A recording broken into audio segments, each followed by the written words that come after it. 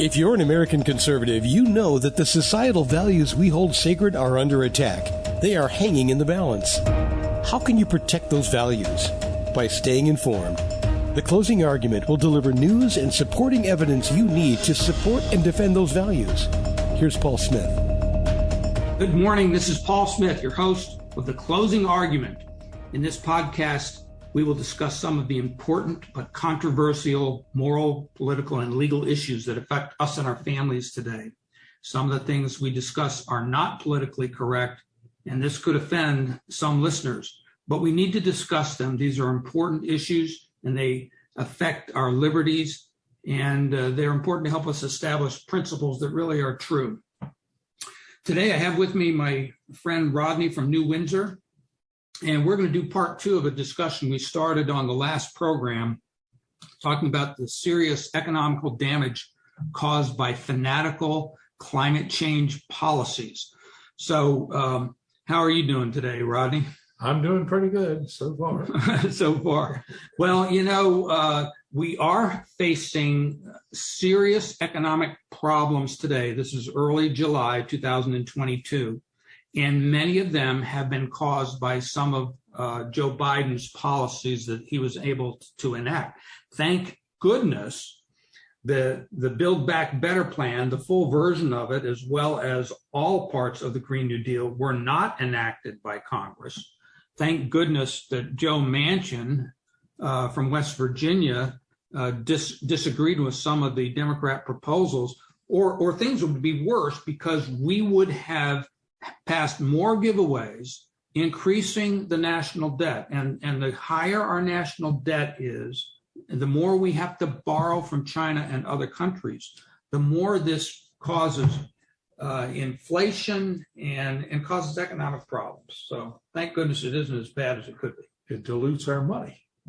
Exactly. I mean, we can see that already just with the prices in a very short time, but we now have to pay for essentials as far as food and fuel and everything already. I mean, it's very clear. So, right. So again, the picture of where we are today, where we have gas prices that are over $5 a gallon for regular gas around the country, higher in many places, and all products being more expensive is causing economic hardship for many people, especially the poorer people who can't absorb these increases as much. Absolutely, because if you look at, let's take the low end of the economic scale, the people down at minimum wage.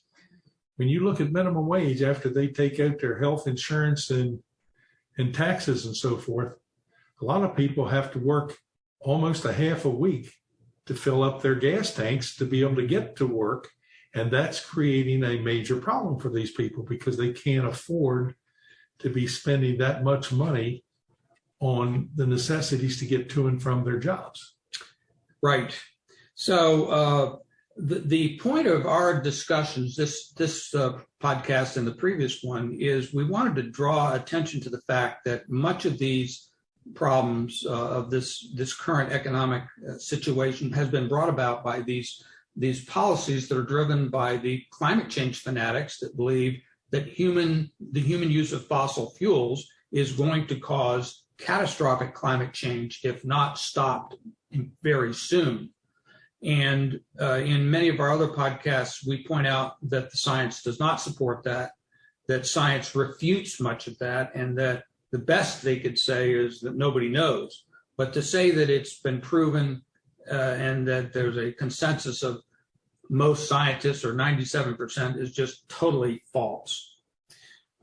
So what I would like to see, which I have not seen, is a debate about science. And for those who want to get up to date on that, I would refer to my book, The Climate Change Hoax Argument. You can go to my website, www.cpaulsmith.com. You can get a copy. It's not that expensive. And it is a good, concise book to help you understand where we are. And at some point, the truth is going to catch up. And at some point, we are going to abandon some of these extremist policies because they're just, as Roy Innis says, and we're going to talk about Roy in a minute, he points out, look, right now, when he said this was 2008, he says, right now, the United States gets 85% of its energy from fossil fuels. So if we would cut off the fossil fuels right away, it would be devastating. And even if you would substantially cut it off, like eliminate half of your fossil fuels, it would still be devastating. And he says we don't have an alternative. And so here, based on a premise that is false and has not been proven, we are undertaking policies that we know will be extremely difficult and cause damage, and we are now experiencing that damage. But it should be common sense, Paul, because when you look at it, the people say that are pushing this, there are certain things you can't close down. All the farming, all of that heavy equipment, the trucks, everything, they can't be electric. They have to run on fossil fuels. So if you eliminate fossil fuels, if the Republicans or the conservatives would change and say, okay, we're going to go tomorrow morning, we're going to go clean energy, we'd be out of business within a week, because there's things that absolutely cannot exist without fossil fuels. So we've never heard, if these guys were serious and if it were true, they at least should have articulated a plan of how we're going to do it and tell us what is the harm you're going to experience. And of course, we've heard none of that. And I would say if they claim that 97% of the scientists agree with them, there's millions of scientists in the world, I would say, then get some committee. I would like to see a list of 1,000 of these scientists and their credentials. Actually, we have another program where we go into that, and that is just as phony as the. Of course, because they can't do it. They claim these numbers. It's absolutely. And it's based on no knowledge. I can tell you that already. They have no clue what the numbers are. Now, in one of our other podcasts, we talked about this one problem, and that is that the cost of eliminating or significantly reducing the burning of fossil fuels would cause great economic damage and unnecessary deaths and health problems. I want to go into that a little bit more today with some quotes from some of the scientists who talked about this. So here, the first one I've got is from Dr. Roy Spencer. He said that implementing the green policies, he says this, will destroy wealth, increase the price of virtually everything, and drive industries overseas where they can pollute even more, substantially grow government, and greatly restrict personal freedoms. That is true. He said that in 2010, and we're now seeing it today. Well, we're absolutely seeing it. Look where most of our drugs come from now. They come from China, which is actually an enemy of ours. I'm really not sure what we would do if we actually got into a war with People's Republic of China, because we buy so much stuff from them. I mean, you go to the dollar stores, some of the stuff in the dollar stores in this country, you couldn't even buy the basic materials to make those items for what they sell them for. I can buy a night light that has a solar cell, a sensor, and in the dollar store for $1. I couldn't even buy the resources to make that over here. So here's a quote from another, and he's a scientist, a PhD. He says, Sangster is his name, the cost of the U.S. rapidly shutting down the burning of fossil fuels would be trillions of dollars. The impact on poor developing nations is nothing short of genocide, with millions of premature deaths resulting from the lack of affordable energy. And in my book, one of the things we go into is that this nation, led by Barack Obama, refused to support financially and otherwise the building of coal-burning power plants in some of these developing nations because of his concern over the climate impact. So for this concern, which isn't legitimate, he's denying these poor nations the electricity they need for refrigeration and electricity and other things that help save lives. Yep. Well, this country is almost 250 years old, and it has been because we've been blessed with all of these natural resources that we have gone from being a colony of Great Britain to the greatest industrial and military power, everything in the world, and we are a very benevolent military power. I don't know of any other military power in history where all of its previous foes are now our allies. Yeah. We have been a blessing to the world, and the world pretty much knows it. That's why people are willing to do whatever it takes to come here. And if we destroy that, it will stop them from coming here. Let me mention another statement by Roy Spencer. He said this, again, this is from 2010, penalizing the use of our most inexpensive energy sources will destroy wealth and will lead to starvation for many of the world's malnourished. Millions more will become susceptible to foodborne illness if they can no longer afford refrigeration. Interesting thought. And economist Bjorn Lomborg said that the cost-benefit, I'm quoting, cost-benefit trade-off of the trillions of dollars to accomplish minuscule CO2 reduction presents a moral dilemma and that's what we're living with now.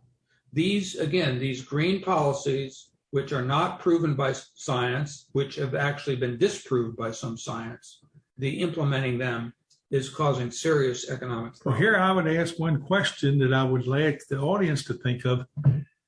What would you think if we could eliminate all CO2 tomorrow? Because I can tell you, if we eliminated all CO2 tomorrow within a week, none of us would be here because of the infinite plan.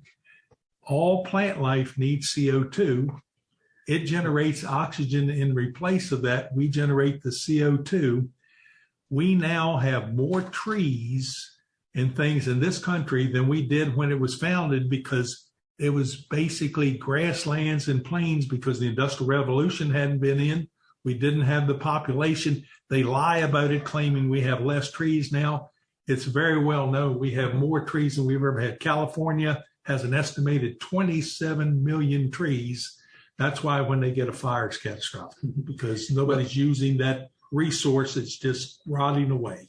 Well, we had another podcast where we specifically went into CO2 for quite some time, and I would encourage the listeners to listen to that, because just as you say, it is essential for life. The current increases in CO2 are actually increasing plant yield, are very good for us. So the fear that some have of that increased CO2 is going to hurt us is really not justified scientifically. So to sum up this, I wanted to mention those quotes from my book because, and I want to mention just a couple of more, because Roy Innis was a pretty well-known, you call him a civil rights activist, but he was very concerned about the move that was afoot to adopt these green energy policies, and he warned that it was going to hurt the poor and the minorities, and he's been absolutely right. He's right on the dial. He's right on. He said a couple of things I want to mention. He says, before I make huge personal sacrifices and surrender my energy and economic civil rights, before this, I ask you, I want real, demonstrable, replicable scientific evidence. I want proof that this is true. Well, that proof is not there. The proof is actually to the contrary. Good for him. Amen to that. And so he took Obama on this. He said, what is it being in jeopardy here is our rights and our energy. He says, our planet is not in danger, but your energy and your economic rights certainly are. He argued that adaptation would be far less expensive and can be targeted to where it is needed most, to pressing ecological problems. So, that's when he talks about adaptation, that means rather than trying to stop climate change, let's do the things that will allow us to live with whatever changes are occurring. And that is much less expensive and frankly, the safer approach to take until there is proof. And I don't think that, frankly, there isn't proof that it's causing catastrophic climate change. Well, climate change, I could see climate change happening, but it's always happened as far as I know, as the earth has existed. But what these people claim all the time is human-caused climate change. And I always kind of have to laugh about it, because if we could control climate change, why does it get so cold in the winter and so hot in the summer? Obviously, and then I'm sorry, I say it, this is the atheist.